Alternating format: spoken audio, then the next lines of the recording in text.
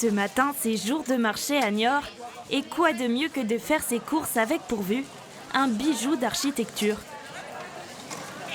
Ah bah, j'aime bien moi parce que c'est représentatif d'une époque quand même très marquée.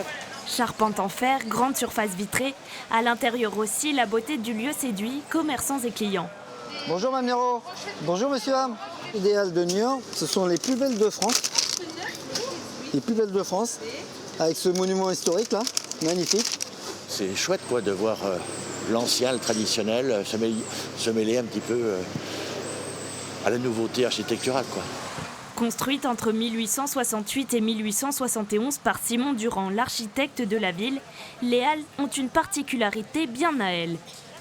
Ce bâtiment, cette nef en fer, verre et fonte, est basée et installée sur un soubassement en pierre de taille avec des socles qui sont de 6 mètres d'épaisseur.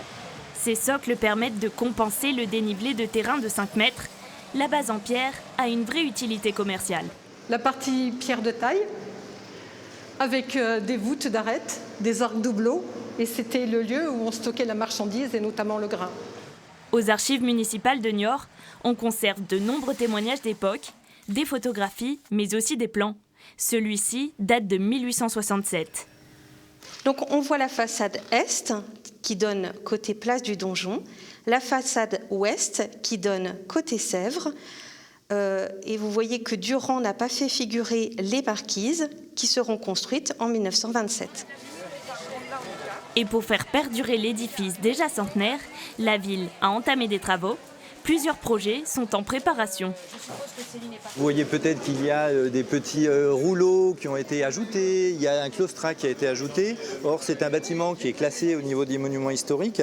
Et la première objectif, c'est de retrouver une restauration patrimoniale. Également, peut-être redynamiser le lieu avec peut-être des fonctions à la fois commerciales, mais aussi des fonctions peut-être demain bistronomiques, gastronomiques, un lieu où on s'arrête. Ce week-end, les Niortais sont invités à venir célébrer les 150 ans de ce lieu emblématique.